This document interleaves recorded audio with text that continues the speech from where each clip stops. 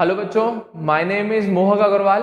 बच्चों, आपके लिए एक लास्ट सेशन लेके आया हूं मैं बायोमोलिक्यूल्स का, जिसमें हम लोग बात करने जाएंगे classification and nomenclature of enzymes, और साथ ही एक टर्म है कोफैक्टर, उसको भी मैं आज इसी सेशन में आपको समझाने की कोशिश करूंगा। क्लियर है? उम्मीद करूंगा अभी तक आपने सारे सेशन सुन लिए होंगे, उनके शॉर्ट नोट्स बना भी लिए होंगे और याद भी कर लिया होगा। डेफिनेटली मजा आया होगा। क्लियर है? इस सेशन के साथ हम लोग इस चैप्टर का फिर कर देंगे दी एंड। क्लियर है बेटा? थोड़ा इजी है, कंसेप्चुअल है, ध्यान से सुना होगा तो डेफिनेटली पकड़ पाए होंगे मेरी बात रिगार्डिंग एंजाइम्स। कैसे काम करता है, क्या ऐसे एक्टिवेशन एनर्जी को घटाता है, कैसे रेट ऑफ रिएक्शन बढ़ाता है, ये सारी चीजें मैं करा चुका हूं अभी तक। ठीक है ना? अब बस केवल क्लासिफिकेशन रह गया बताने के लिए एंजाइम का, वो मैं इस सेशन में कंप्लीट करा दे रहा हूं। ठीक है ना? ध्यान से सुनिएगा, इंपॉर्टेंट है। उम्मीद करूंगा एनसीईआरटीज निकाल ली होंगी। हम बात कर रहे हैं classification and nomenclature of enzymes पर। किसकी बेटा? कि एंजाइम्स का क्लासिफिकेशन और उनका नाम किस हिसाब से रखा जाता है। क्लियर है? तो सुनिएगा क्या। Thousands of enzymes have been discovered, isolated and studies। अभी तक बहुत सारे हजारों की संख्या में एंजाइम बना भी चुके हैं, हम लोग डिस्कवर कर चुके हैं, आइसोलेट कर चुके हैं, उनके बारे में पढ़ भी रहे हैं। क्लियर है? और इनमें से एंजाइम्स को हमने डिफरेंट कैटेगरीज में बांट दिया गया है, तो वही लिखा है। Most of these enzymes have been classified into different groups based on the type of reactions they catalyse. और इनमें से कई सारे एंजाइम्स ऐसे हैं जिनको हमने डिफरेंशिएट करके ग्रुप्स में डिवाइड कर दिया है।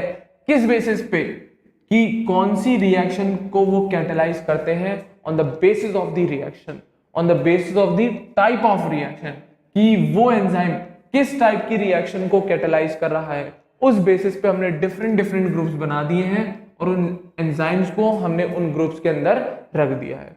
और इसमें भी केवल यही नहीं, इनके अंदर सब डिवीजन भी होते हैं। होंगे सुनना जरा। Enzymes are divided into 6 to classes with each with 4 to 13 सब क्लासेस। तो केवल यही ग्रुप नहीं, ये एंजाइम फर्दर और डिवाइडेड भी रहते हैं। कितनी क्लास में? 6 क्लासेस में। और उनकी अगर सब क्लास की बात करें तो 4 to 13 सब क्लासेस। हर क्लास के अंदर कम से कम 4 से 13 सब क्लासेस देखने को मिल जाती है।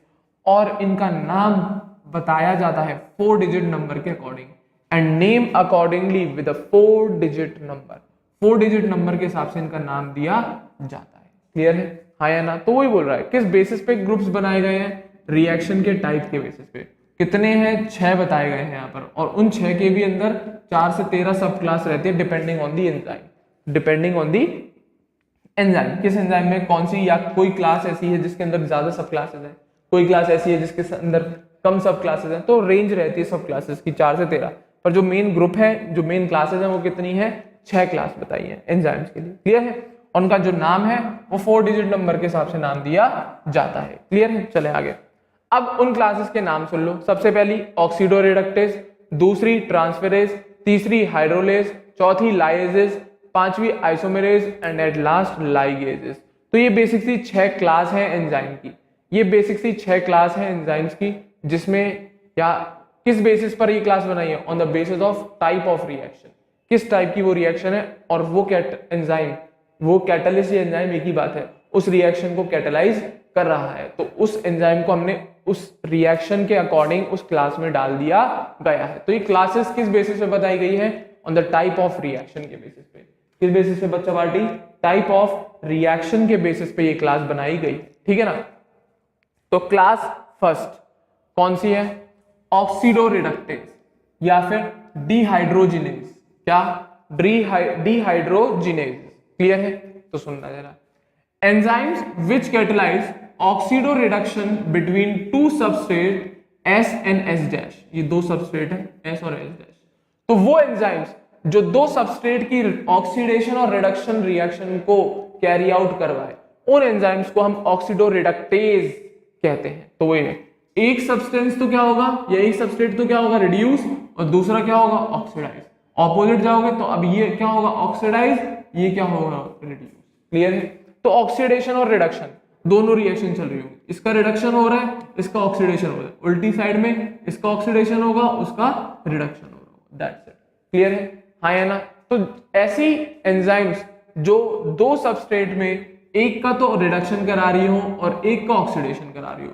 तो इस रिएक्शन में जो एंजाइम इन्वॉल्व है वो कौन से क्लास में रखे जाते हैं? ऑक्सीडो रिडक्टेज या डिहाइड्रोजिनेजेस, पहली वाली क्लास में। क्लियर है? हाँ या ना? अब दूसरी क्लास सुनना भैया, कौन सी?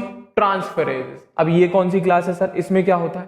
तो सुनना, बेसिक सी कंडीशन है यहाँ पर, दूसरी क्लास ट्रांसफरेजेस। अब इसमें क्या है, कौन से एंजाइम्स आते हैं? ये टाइप ऑफ रिएक्शन है ये भी। तो enzymes catalysing a transfer of a group, जिसको हमने मान लिया G, between a pair of substrate S and S'। तो अब क्या है, अब ये एक ऐसी रिएक्शन है जिसमें एंजाइम की मदद से ग्रुप का ट्रांसफर हो रहा है एक सबस्ट्रेट से दूसरे सबस्ट्रेट पे। अब सबस्ट्रेट के नाम पे हमने S और S' लिया है, तो पहले जो ग्रुप है वो किससे जुड़ा हुआ है? S वाले सबस्ट्रेट से। अब प्रोडक्ट की साइड में जरा देखियो, ग्रुप किससे जुड़ गया? S' सबस्ट्रेट से। तो ग्रुप का ट्रांसफर हुआ है, किसने कराया? एंजाइम E ने। अब ये एंजाइम कौन सी क्लास में रखा जाएगा? ट्रांसफरेजेस। क्लियर है? तो वो रिएक्शन या क्लास का नाम पड़ा है on the basis of type of reaction, तो वही लिखा है enzymes catalysing a transfer of a group. वो एंजाइम जो किसी ग्रुप के ट्रांसफर में इन्वॉल्व करा रहे हो या उस रिएक्शन में इन्वॉल्व हो, और वो जो ग्रुप का ट्रांसफर है वो एक सबस्ट्रेट से दूसरे सबस्ट्रेट पे हो रहा हो, जैसे S से S' पे। तो उस रिएक्शन में जो एंजाइम्स इन्वॉल्व है, तो उस रिएक्शन की टाइप के बेसिस पे हम उनकी क्लास बोल देते हैं ट्रांसफरेजेस। क्या? ट्रांसफरेजेस। That's it. ठीक है ना? तीसरी क्लास देखो, हाइड्रोलेसिस। अब इसमें क्या होगा? हाइड्रोलिसिस होगी, डेफिनेटली नाम से ही पता है। थर्ड क्लास क्या बेटा? हाइड्रोलिसिस। तो क्या है ये? एंजाइम कैटलाइजिंग हाइड्रोलिसिस ऑफ किसकी? एस्टर की, ईथर की, पेप्टाइड की, ग्लाइकोसिडिक की, कार्बन कार्बन, कार्बन हैलोजन और पीएन बॉन्ड्स की। तो इन बॉन्ड्स की या इन मॉलिक्यूल्स की हाइड्रोलिसिस रिएक्शन जो होती है, जो या फिर जो एंजाइम्स कराते हैं, वो हाइड्रोलिसिस क्लास में लाई करते हैं। तो वो एंजाइम्स जो क्या हाइड्रोलिसिस, वाटर मॉलिक्यूल को तोड़ के जो रिएक्शन कराते हैं। क्लियर है? किस किस की हाइड्रोलिसिस कराएंगे? एस्टर की, ईथर की, पेप्टाइड की, ग्लाइकोसिडिक बॉन्ड की, कार्बन कार्बन सिंगल बॉन्ड की, कार्बन हैलोजन सिंगल बॉन्ड की और फास्फोरस नाइट्रोजन बॉन्ड की। तो इनमें जो हाइड्रोलिसिस करा के रिएक्शन या प्रोडक्ट बनाएंगे, तो उन एंजाइम्स को हम कौन सी क्लास में डाल देते हैं? हाइड्रोलिसिस। क्लियर है? अब चौथी क्लास कौन सी? लाइसिस। अब इसमें कौन आएगा ये सुनना जरा, फोर्थ क्लास लाइसिस में। तो इसमें वो एंजाइम्स आते हैं बेटा जो ग्रुप का रिमूवल भी कराते हैं। तो यहां पे ध्यान से सुनना जरा, enzymes that catalyse removal of groups from substrate by mechanism other than hydrolysis leaving double bonds. तो हाइड्रोलिसिस के अलावा, मतलब वाटर को नहीं रिमूव करना हाइड्रोलिसिस में, या वाटर को तोड़ना नहीं है, हाइड्रोलिसिस नहीं होनी यहां पर, बट ग्रुप का रिमूवल जरूर होना है। हाइड्रोलिसिस नहीं होनी, ग्रुप का रिमूवल जरूर होना है, और वो इस तरीके से होना है कि हाइड्रोलिसिस नहीं हो रही हो वहां पर। और जब ये ग्रुप का रिमूवल होगा तो वो डबल बॉन्ड छोड़ जाएगा। क्या? वो डबल बॉन्ड एलिमिनेशन टाइप की रिएक्शन है बेटा, ऑर्गेनिक में सिखाते हैं एलिमिनेशन रिएक्शन। तो जब ये ग्रुप की रिमूवल होगी तो वो डबल बॉन्ड क्रिएट कर जाएगा। जैसे ये कार्बन कार्बन पे एक एक्स जोड़ दिया, एक वाई, अब ये दोनों मैंने एलिमिनेट करा दिए, एक्स वाई अलग निकाल लिए। जब ये दोनों जाएंगे ना तो इन दोनों कार्बन के बीच में एक डबल बॉन्ड क्रिएट हो जाएगा।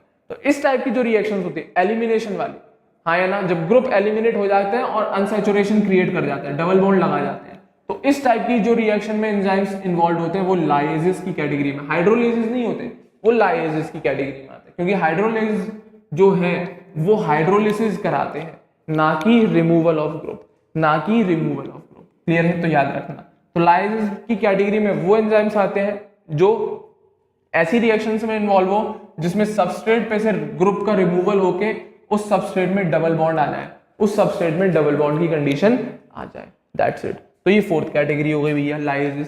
फिफ्थ सुनना, आइसोमेरेसिस। नाम से समझ में आ रहा होगा, फिफ्थ आइसोमर की चेंजेस होगा, तो सुनना जरा, includes all enzymes catalysing inter conversion of optical, geometric और पोजिशनल आइसोमर्स। तो मतलब एक आइसोमर दूसरे आइसोमर में कन्वर्ट हो जाएगा।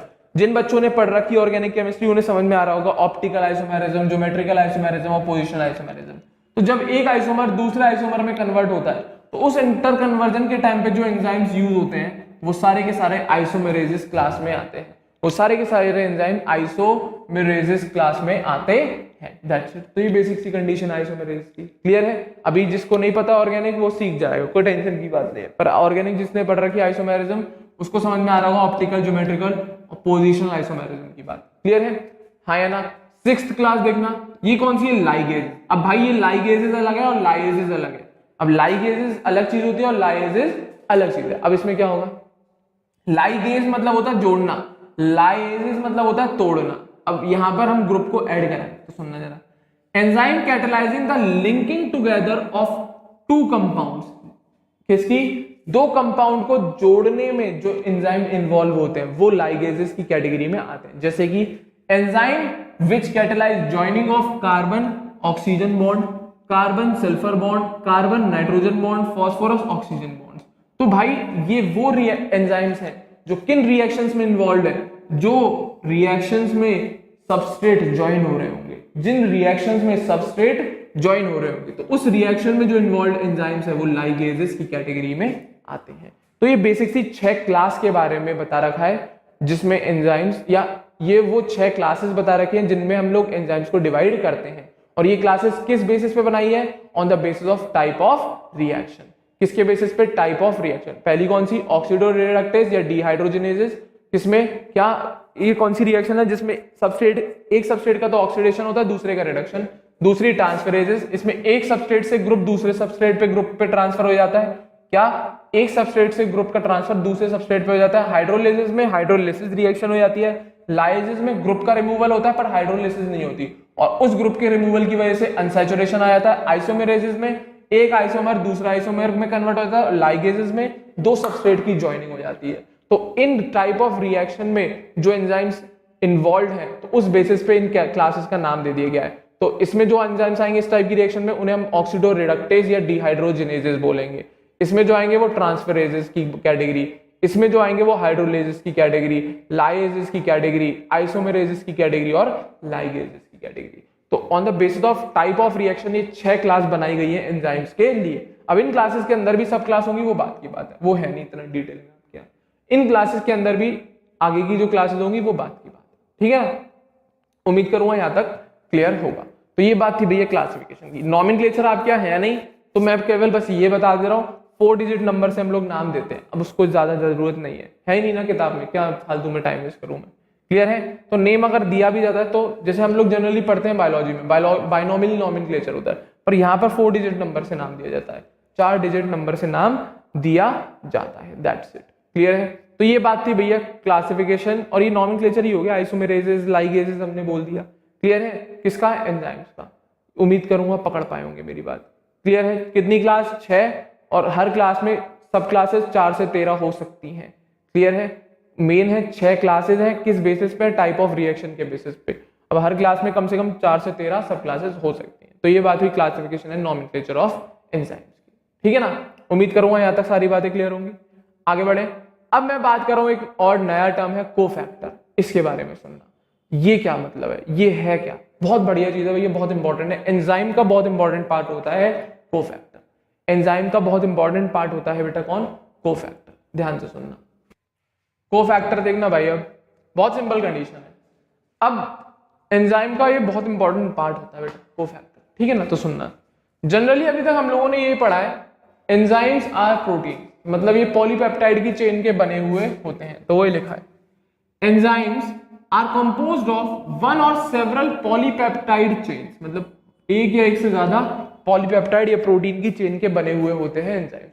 बट कुछ एंजाइम्स के ऐसे भी केस आते हैं जिसमें इस प्रोटीनेशियस पॉलीपेप्टाइड चेन के अलावा भी कुछ और पोर्शन होता है जिसको प्रेजेंट होना कंपलसरी होता है एंजाइम को कैटालिटिक फंक्शन शो करने के लिए। तो वही लिखा है, however there are a number of cases in which non-protein constituent called cofactor are bound to the enzyme to make the enzyme catalytically active। क्या बोला इसने ये बात?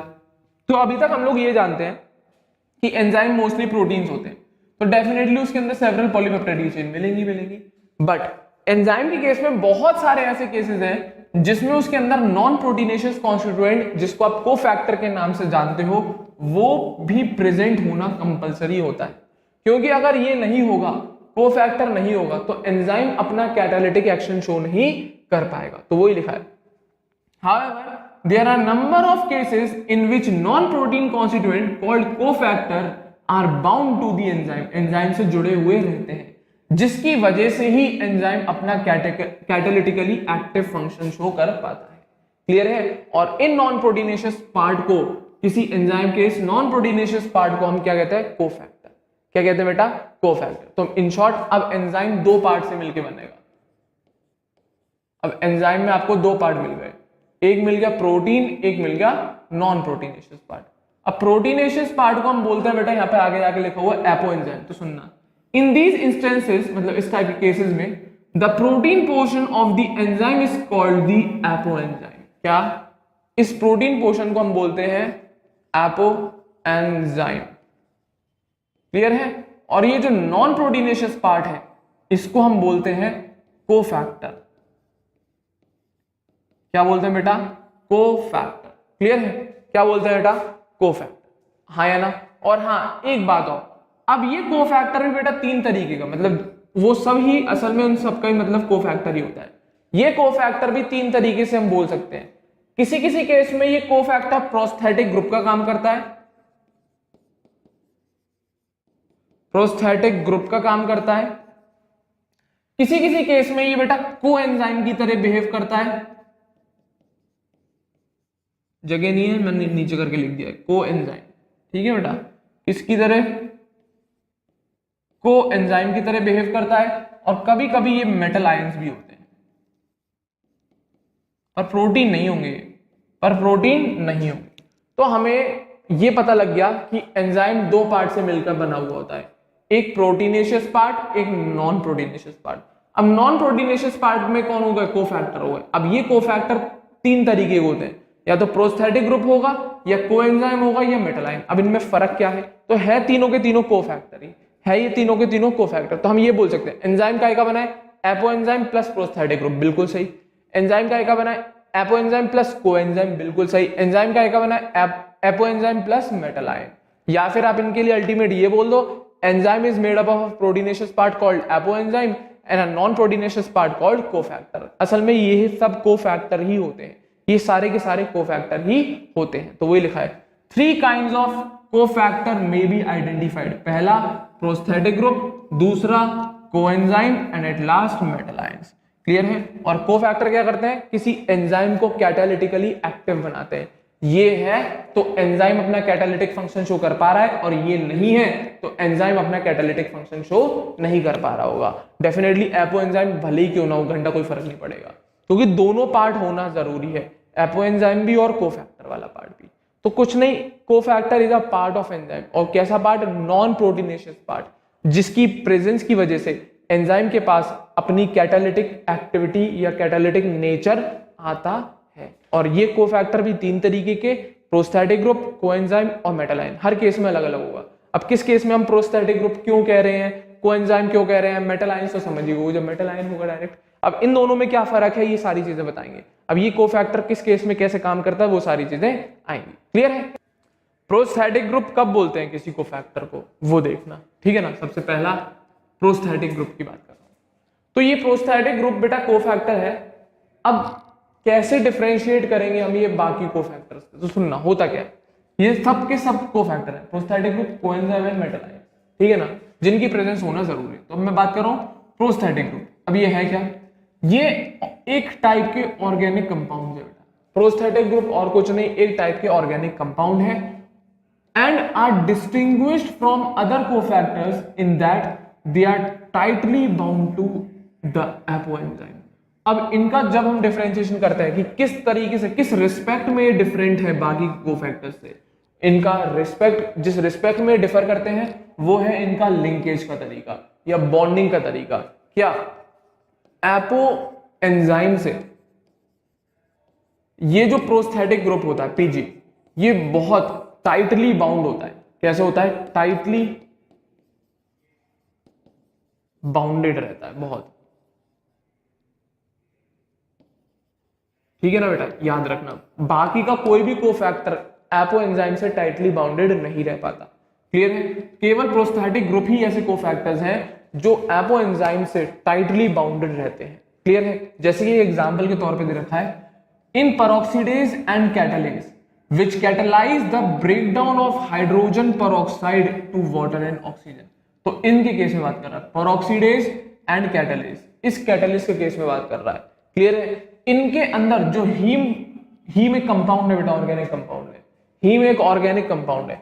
इन दोनों कैटलिस्ट में क्या, जो हीम एक ऑर्गेनिक कंपाउंड है वो प्रोस्थेटिक ग्रुप का काम करता है। किसका काम करता है बेटा? Prosthetic group. तो वही लिखा है, इन केस ऑफ, या किसके केस में? पेरोक्सीडेज और कैटलिस्ट के केस में जो हीम ऑर्गेनिक कंपाउंड है वो एक प्रोस्थेटिक ग्रुप का काम करता है और इन एंजाइम की एक्टिव साइट से जाके चिपक जाता है। इन एंजाइम की एक्टिव साइट से जाके चिपक जाता है। तो वही लिखा है, and it is a part of active site of the enzyme. Clear है? और ये हीम जो कंपाउंड है, ऑर्गेनिक कंपाउंड, ये इनकी एक्टिव साइट पर ही प्रेजेंट रहता है और वो बिल्कुल बढ़िया मजबूती से जुड़ा हुआ रहता है। मतलब इसको आप अलग करोगे तो होगा नहीं, वो इसको आप अलग करोगे प्रोस्थेटिक ग्रुप को तो होगा नहीं, क्योंकि एक्टिव साइट पे इन्वॉल्व है उसका पोर्शन। ठीक है ना? तो वही लिखा है, ये प्रोस्थेटिक ग्रुप और कुछ नहीं, ऑर्गेनिक कंपाउंड्स होते हैं। बाकी ये कोफैक्टर से कैसे अलग है? क्योंकि ये जो ग्रुप है एक बार एपो एंजाइम से जुड़ गए तो वो जुड़ गए, बहुत बिल्कुल टाइटली जुड़ जाते हैं। क्लियर है? और कहां पर जाके जुड़ते हैं एपो एंजाइम की? कौन से पोर्शन पे? जहां पर उनकी एक्टिव साइट होती है, जहां पर उनकी एक्टिव साइट होती है उस पोर्शन पे जाके ये बैठे हुए रहते हैं। क्लियर है? हाँ या ना? तो ये बात है भैया, प्रोस्थेटिक ग्रुप कुछ नहीं, कोफैक्टर ही है। इसी की वजह से कैटलिस्ट या एंजाइम अपनी कैटालिटिक एक्टिविटी शो कर पा रहा है। तो इसका एग्जांपल याद रखना बेटा, किसके केस में? हीम जो होता है वो एक प्रोस्थेटिक ग्रुप है। किसके लिए? पेरोक्सीडेज या कैटलेज के लिए। जो कौन सी रिएक्शन को कैटलाइज करते हैं? H2O2 का टूटने या ब्रेकडाउन ऑफ हाइड्रोजन पेरोक्साइड, काय में H2O2 को तोड़ के वाटर और ऑक्सीजन बनाना, वाटर और ऑक्सीजन बनाने वाली रिएक्शन के लिए ब्रेकडाउन ऑफ H2O2 है। इस रिएक्शन में जो एंजाइम इन्वॉल्व रहते हैं, पेरोक्सीडेज एंड कैटलेज, उसके लिए प्रोस्थेटिक ग्रुप का जो काम करते हैं वो करते हैं हीम। क्लियर है? चले आगे। दूसरा भैया कोफैक्टर सुनना, कौन? कोएंजाइम। अब ये कैसे कोफैक्टर है तो सुनना जरा, इसमें क्या फर्क है? ये भी कुछ नहीं, ये भी ऑर्गेनिक कंपाउंड होता है। सर अभी आपने प्रोस्थेटिक को भी ऑर्गेनिक बोल दे, इसको भी बिल्कुल सही बात है।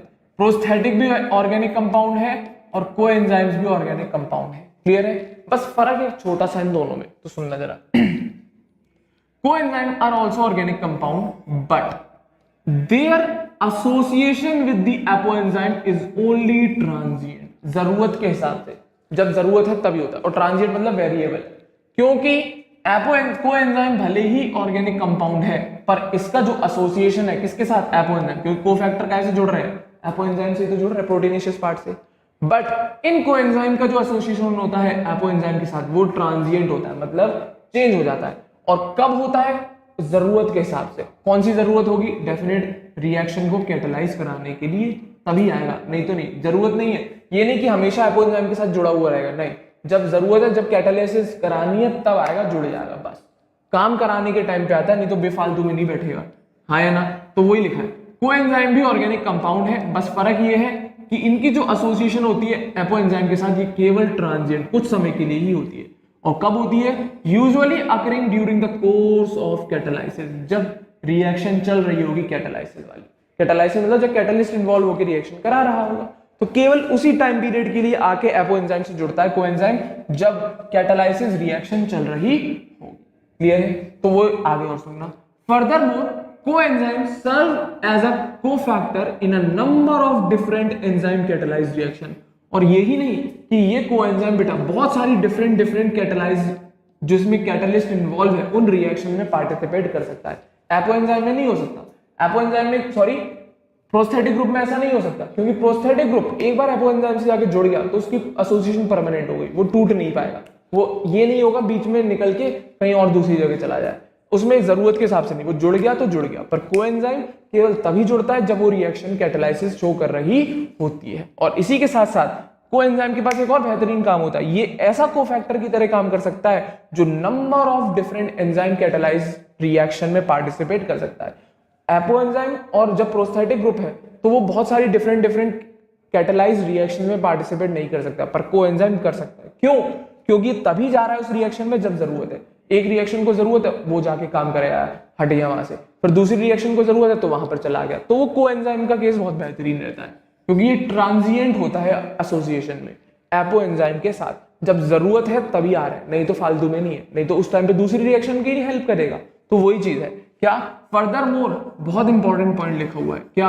Coenzyme serve as cofactors in a number of different enzyme catalysed reaction. एक ही रिएक्शन के लिए काम नहीं करता, बहुत सारी रिएक्शंस के लिए काम कर सकता है। क्लियर है? आगे सुनना। The essential chemical component of many coenzymes are vitamins. Clear है? हाँ या ना? ज्यादातर कोएंजाइम बेटा केमिकली विटामिन्स होते हैं, ठीक है ना? क्या होते हैं? विटामिन्स। एग्जांपल के तौर पे एक दो दे रखे हैं कोएंजाइम यहाँ पर। एक दे रखा है निकोटिनामाइड एडेनिन डाइन्यूक्लियोटाइड, एनएडी कहते हैं हम शॉर्ट में से। निकोटिनामाइड एडेनिन डाइन्यूक्लियोटाइड, ये बहुत यूज होगा प्लांट फिजियोलॉजी में। एनएडी एनएडीपी, दो एनएडी और एनएडीपी, ये दो टर्म है, ये बहुत सारी बार यूज होंगे। तो ये कोएंजाइम है बेटा, और कुछ नहीं है। कौन है ये कोएंजाइम? तो कौन है? पहला एनएडी, निकोटिनामाइड एडेनिन डाइन्यूक्लियोटाइड, और इसमें एनएडीपी लगा दिया तो फॉस्फेट और आ जाएगा। ठीक है ना? हाँ है ना? तो इन दोनों कोएंजाइम में जो विटामिन इन्वॉल्व है वो है नियासिन। कौन है बेटा? नियासिन। कौन सा विटामिन है बेटा? नियासिन। अब आप लोग पता लगा क्या ना, ये विटामिन ए है, बी है, सी है, डी है, इतना काम आप लोगों को ढूंढना है। इतना काम आप लोगों को ढूंढना है। विटामिन नियासिन किसको, कौन से विटामिन को कहते हैं, इतना तो कर सकते हैं होमवर्क के तौर पे, मान लीजिए इसे। ठीक है ना? करके दिखाना, आंसर्स बताइएगा मुझे। ठीक है ना? कौन सा विटामिन नियासिन पता करके आना है आप लोगों को। किसमें मिल रहा है? एनएडी और एनएडीपी में मिल रहा है। और ये दोनों क्या है? कोएंजाइम है। कौन है? कोएंजाइम। तो वो ये जरूरत है, कैटालाइसिस रिएक्शन चल रही है तब आ जाएंगे एसोसिएशन में एपो एंजाइम के साथ, नहीं तो नहीं आएंगे। जब जरूरत है केवल तभी। ये नहीं इनका एसोसिएशन परमानेंट हो जाए कि उसके साथ जुड़े ही रह जाए। तो वही फर्क है कोएंजाइम और प्रोस्थेटिक ग्रुप में, है दोनों ही ऑर्गेनिक कंपाउंड। उसमें क्या है, उसका जो एपो एंजाइम के साथ एसोसिएशन होता है वो टाइट एसोसिएशन है, बहुत स्ट्रॉन्ग एसोसिएशन। पर कोएंजाइम का एक ऐसा एसोसिएशन है जो ट्रांजिएंट है, जरूरत पड़ने पर आ रहा है। और ये बहुत बढ़िया फायदा है इसका कि इस वजह से coenzyme number of different enzyme catalysed reactions में पार्टिसिपेट कर सकता है। क्लियर है? तो ये दो कोफैक्टर होगा आपके, कौन कौन से? Prosthetic group and coenzyme. Difference समझ में आया? है दोनों ही ऑर्गेनिक कंपाउंड, वो जुड़ जाते हैं हमेशा के लिए, ये जरूरत के हिसाब से जुड़ते हैं। लास्ट का जो कोफैक्टर बचा है वो कौन है? Metal ion. ठीक है ना? तो अब ऐसा भी है बहुत सारे एंजाइम जिसमें मेटल्स हेल्प करता है कोफैक्टर के तौर पे। तो सुनना, अ number of enzymes requires metal ions for their activity which forms coordination bond with side chains at the active side and at the same time form one or more coordination bond with the substrate। अब ये क्या है तो सुनना जरा। मान लो ये कोई एंजाइम है, जरूरी थोड़ी है क्रेवाइस ही हो, मैंने एक साइड चेन बना दिया, ठीक है ना? चलो ऐसे देख लो, ये मान लो एक्टिव साइट है यहाँ पर, ठीक है ना बेटा? अब एक्टिव साइड में साइड चेन्स निकल रही होंगी, बिल्कुल निकल रही होंगी। क्लियर है? फ्री वैलेंसीज निकल रही होती है। तो मैं एक्टिव साइड को कुछ ऐसे बना दे रहा हूँ, ये मान लो एक्टिव साइट है, ये इसकी फ्री वैलेंसीज निकल रही है। तो क्या करेगा? मेटल आयन आएगा, मेटल आयन एम पॉजिटिव, इधर कोऑर्डिनेशन बॉन्ड बना लेगा एक तो एंजाइम की एक्टिव साइड के साथ, एंजाइम की जो एक्टिव साइड पर जो फ्री वैलेंसीज होंगी उनके साथ ये मेटल आयन अपनी कोऑर्डिनेशन बॉन्ड बना लेता है। तो ये मान लो एक्टिव साइट है, ठीक है ना? तो वही लिखा है metal ion for their activity, ठीक है, which form coordination bond with the side chains at the active side.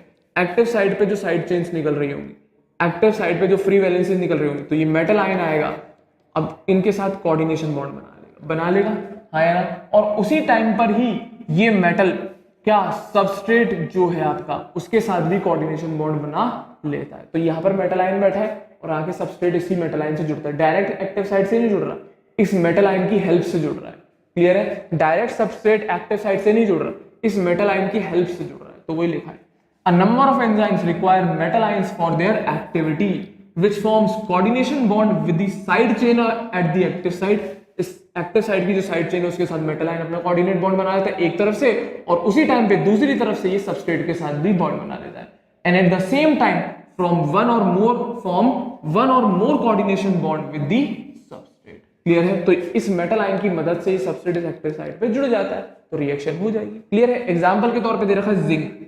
Zinc बेटा एक कोफैक्टर का काम करता है, किसके केस में? एक एंजाइम है, प्रोटियोलिटिक एंजाइम है आपका कार्बोक्सी पेप्टाइडेज, इसके लिए ये जिंक कोफैक्टर या मेटल आयन का काम करता है। किसका काम करता है बेटा?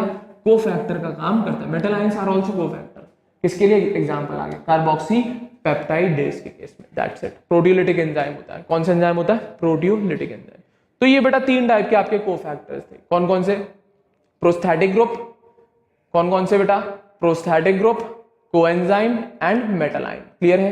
तो उम्मीद करूंगा यहां तक ये तीनों कोफैक्टर्स क्लियर हो गए हो। तो कोफैक्टर एक नॉन प्रोटीनेशियस पार्ट होता है किसी भी एंजाइम का। जनरली हमें अभी तक यही पता है एंजाइम्स और प्रोटीन, बिल्कुल सही बात है, पर बहुत सारे ऐसे केसेस हैं जिसमें एंजाइम के प्रोटीनेशियस पार्ट के साथ साथ उसका नॉन प्रोटीनेशियस पार्ट उसकी कैटालिटिक एक्टिविटी के लिए मेजर रिस्पॉन्सिबल था। क्लियर है? और लास्ट लाइन बहुत बेहतरीन लिखी हुई है इन्होंने, तो वही लिखा है, हमें अगर चेक करना है कि इस कोफैक्टर का कोई वजूद है कि नहीं, कोई इंपॉर्टेंस है कि नहीं, तो हमने क्या किया? जब हमने इस एंजाइम में से इस कोफैक्टर को हटा दिया, हमने अगर इस एंजाइम में से कोफैक्टर को हटा दिया तब रिएक्शन करा के देखी तो रिएक्शन ही नहीं हुई। तो वही लिखा है, catalytic activity is lost when the cofactor is removed from the enzyme, which testifies that they play a crucial role in the catalytic activity of the enzyme. तो इनका चेक किया गया इंपॉर्टेंस कैसे कि वही रिएक्शन करा रहे थे एंजाइम की प्रेजेंस में। एक बार एंजाइम में वो कोफैक्टर प्रेजेंट था तब कराई रिएक्शन, और एक बार उस एंजाइम में से हमने उस कोफैक्टर को अलग करा दिया और एंजाइम डाल दिया वापस से, तब कराई रिएक्शन। तो बहुत बड़ा डिफरेंस दिखा। जब कोफैक्टर था तो एंजाइम अपनी कैटालिटिक फंक्शन शो कर पा रहा था, बट जब दूसरा केस देखा हमने, जब हमने कोफैक्टर को हटा दिया तो एंजाइम पड़ा हुआ था, किसी काम का नहीं आ रहा था। तो डेफिनेटली उसकी कैटालिटिक एक्टिविटी क्यों चली गई? क्योंकि हमने उस एंजाइम में से जो नॉन प्रोटीनेशियस पार्ट कोफैक्टर था उसको हमने रिमूव कर दिया। तो इसी से इसका इंपॉर्टेंस पता लगा। That's it. तो बहुत इंपॉर्टेंट पार्ट होता है बेटा कोफैक्टर किसी भी एंजाइम का। क्लियर है? हाँ है ना? जनरली हम लोग यही मानते हैं कि प्रोटीन होता है, बट उसका जो नॉन प्रोटीनेशियस पार्ट होता है एंजाइम का वो भी बहुत ज्यादा जरूरी होता है। तो एंजाइम में 2 part, apo enzyme plus cofactor. Apo enzyme plus cofactor. अब कोफैक्टर कोएंजाइम है, प्रोस्थेटिक ग्रुप है या मेटल आयन है, वो डिपेंड करेगा उस एग्जाम्पल पे, उस एंजाइम पर। क्लियर है बेटा? तो उम्मीद करूंगा यहां तक सारी चीजें क्लियर होंगी। इसी टॉपिक के साथ आपका ये चैप्टर का दी एंड होता है, दैट इज बायोमोलिक्यूल्स। उम्मीद करूंगा आप लोगों ने मेरे सारे लेक्चर्स सुने होंगे, सारे पॉइंट्स बनाए होंगे, और उम्मीद ये भी करूंगा आप लोगों को वो लेक्चर्स जरूर पसंद आए होंगे। ठीक है बेटा? तो मेरा अगर ये वीडियो पसंद आया हो तो वीडियो को जरूर लाइक करें और हमारे चैनल अग्रबंधु ज्ञान केंद्र को सही बच्चे जरूर सब्सक्राइब करें। अगले सेशन में एक नए चैप्टर के साथ मिलता हूं। Thank you very much.